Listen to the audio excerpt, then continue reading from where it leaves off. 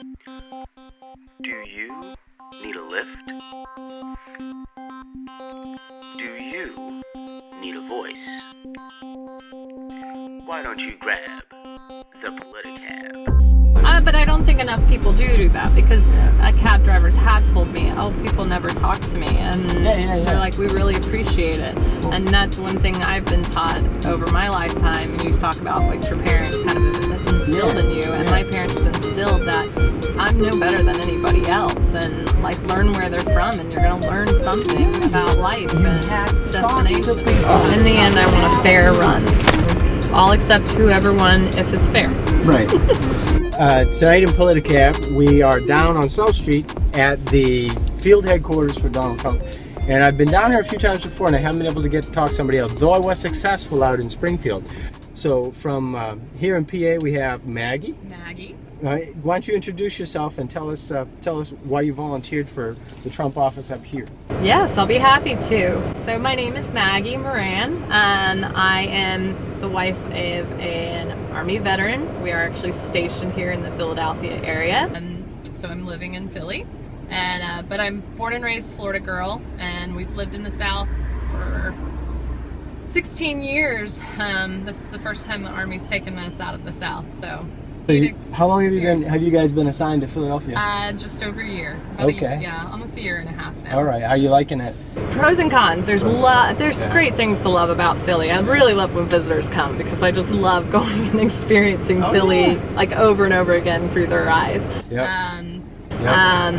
I'm not a fast talker. I'm not a fast walker. Well, that's the big difference between the South and the North, right? Yes, and that's another thing. I'm not used to forwardness. Right.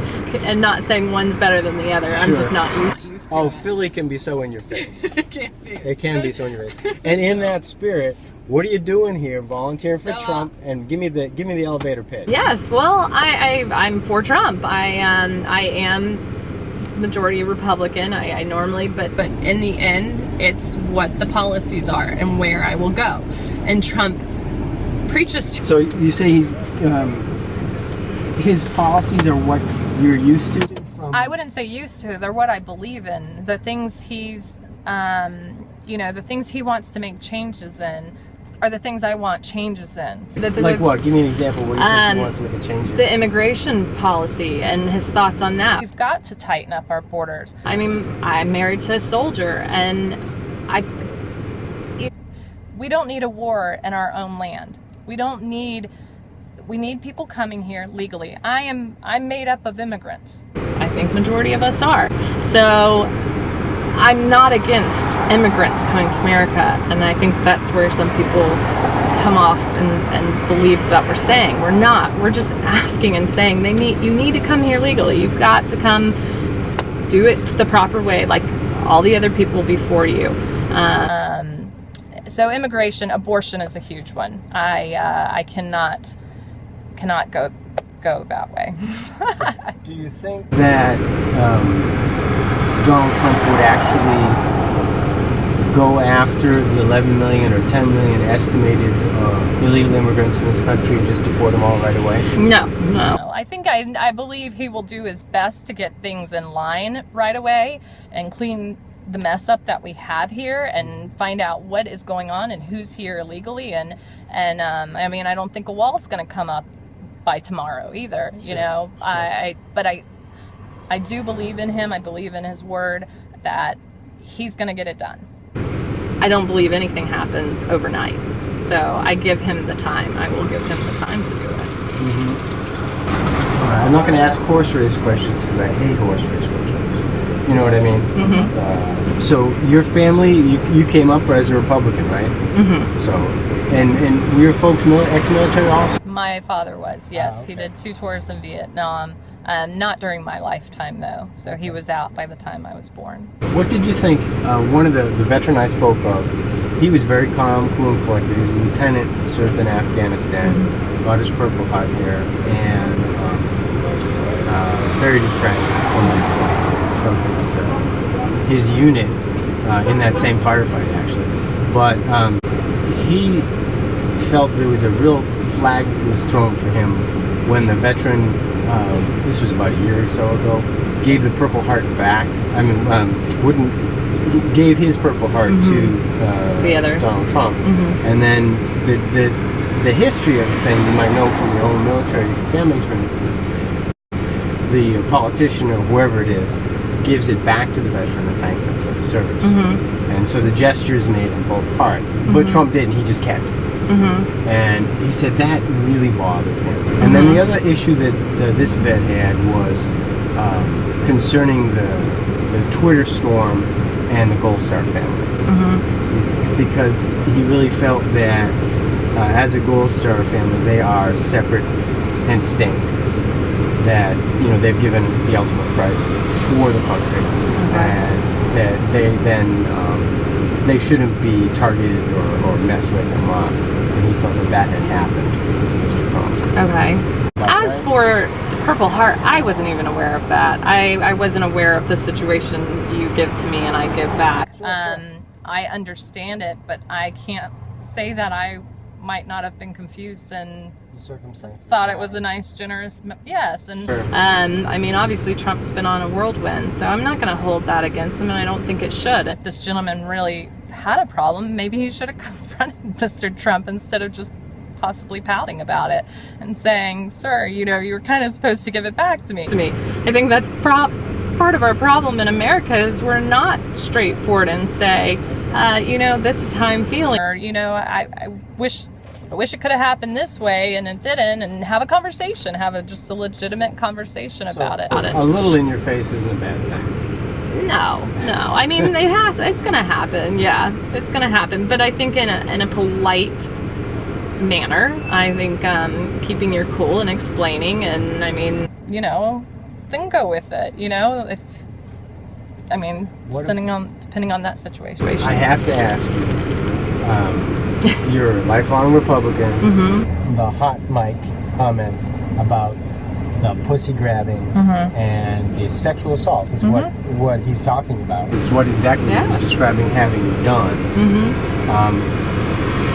How can you support a guy that goes there? Okay. Well, first of all, it was 12 years ago. So, I mean, we've all done stuff, and nobody can say they haven't. We've all done things. We've all committed a sin one way or another, and done things that we're not proud of. I have a long history of things I'm not proud of. We all screw up, but we're talking about sexually assault on somebody. Yes, but I look at what Hillary's done, the lives that have been lost by her hand, and in the end, I don't want that to be my husband. That's how I look at it. Because your husband's in the military. My husband's in the military, and I don't want that to be any of our soldiers. I don't want it to be anybody that's working hard to better our government and better our country. So, Maggie, you think it's more likely that a war would happen with Clinton or with Trump? Well, already we shouldn't have gotten out of Iraq when Obama pulled us out, and now look, we're going back. And how many troops have we just lost recently from that? I have, you know... Well, and Iraqis. How many people have we lost? It's unfortunate. I mean, I look at our American troops. They're protecting our country, so I guess I focus on them a little bit more. And that's not being cold of heart. I don't want any person losing their life. But we've gone through 2 Afghanistans, 2 Iraqs. I had a friend. I'd like to tell this story. Sure. I had a friend, and she lost her husband in Iraq. She was very young. She got married very young as well. She had a 3-year-old son. It was about a month after he had passed, and I went up to visit her. And we had just a heart-to-heart. And I asked her, I said, if we get out of Iraq right now, if we're pulled out, what is your thought? And she goes, my husband died in vain. I will never let that go, hearing her say this. That's how majority of these people have felt when we were pulled out way too early. And now they're going back in a war that should have been finished. She's going to do the same thing. She's going to put us all over the map. Our army is already, you know... We're bombing 7 countries. took out the drone. Yes, and then we've been taken down to almost nothing. I mean, our army is next to nothing right now, and that's another reason why I support Trump. He speaks of our military. He cares about our military. He cares about our veterans. He cares about their well-being. He knows the stress they're under. He knows that they have aircrafts that they can't even get parts for because they're so outdated. And he's wanting to fix that. And that's what needs to happen. We're worn out. But if Trump is elected, we're willing to stay in past his retirement. And he won't say that if Hillary is elected. I mean, your husband would stay in the military beyond his retirement if he... We both agreed. If the commander-in-chief was Trump versus... Because we would be happy to be under him. Well, thank you, Maggie. You're welcome. All right, and thank you for being on Politicab. All right. And, The Politicab.